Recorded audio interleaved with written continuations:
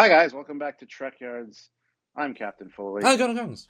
Welcome back. Yes, and I've migrated to my native land of Louisville, Kentucky. It's not really my native land, but I might be undergoing some kind of weird ritual where I had to return here every year, the same time of year, except for the last 2 years. But anyway, yeah. Today we're talking about Amok Spock.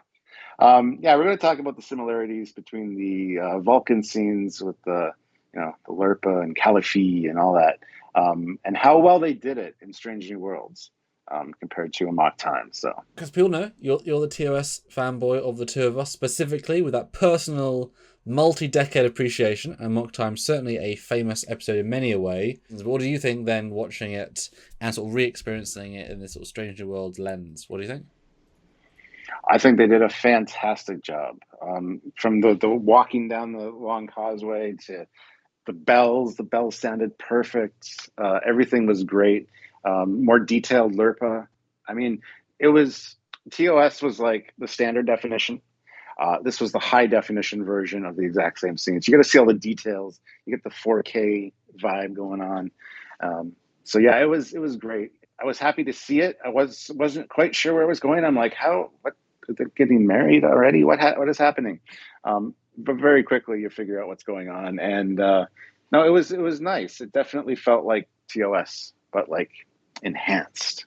We've had a few, obviously, sort of TOS reinventions. The Vulcans from '09 and the Jediverse, always kind of feeling a bit off.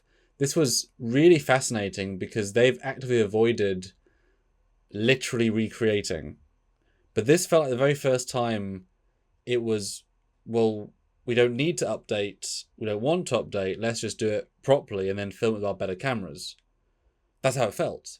How much can you redesign Lurper and the music instruments, etc. So it felt more as if this is how it would have been nice to see more of this throughout the entire show, just more of a fully faithful. Again, different situation, makes sense, fine. So to watch it, it didn't feel off. Even though it's a dream, it in theory should feel off. It just felt like they wrote themselves into this opportunity and they said, we can, and we are going to do this fully. Because how often are we going to get to revisit and literally remake a sequence from TOS, give or take? So I thought they really came across kind of like Into Darkly, like we can recreate this, let's do it. Kind of that vibe here. So I give them all the credit in the world for that. The good choreography, although you could tell the stunt double for Ethan a couple of times. Yeah. But Well, it's TOS for you. I They're recreating TOS very well. Yeah. hey, good point. Yeah, great establishing shots. Spring was good. Great costume there. The Vulcans had great aesthetic. The scale was great. Very good use of the LED wall to kind of have the obvious background depth, but you couldn't tell so much. That was nice. Seeing Ethan be human, boy, those ears make a difference in the eyebrows. He doesn't look any near the same without those touches.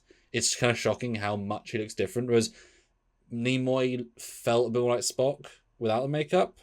Ethan has a distinct difference.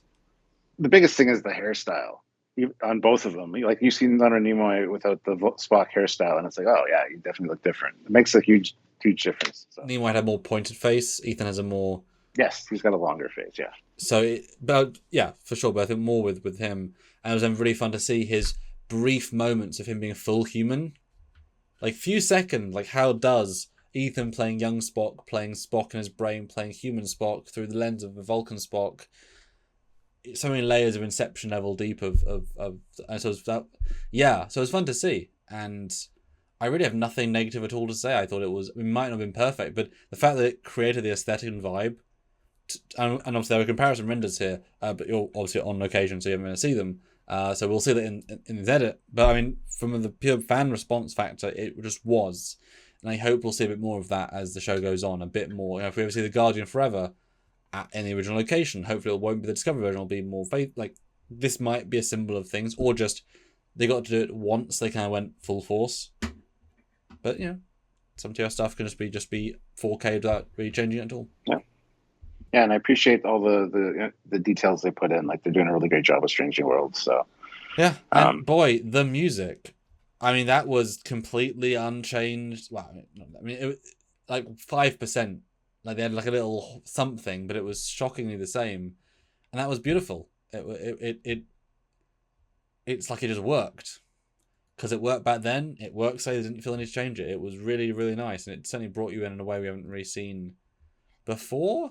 If it ain't broke, don't fix it. Just enhance it and tweak it a tad. Just saying.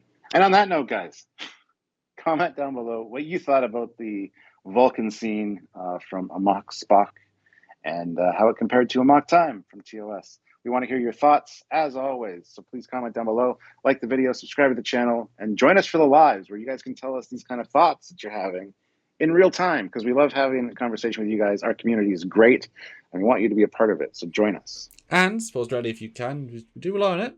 So please, thank you. On Patreon, which is monthly, join the channel monthly as well. That's on YouTube, the join button. Pretty self-explanatory. Or one-time super chatting, or multiple times if you want multiple things to say.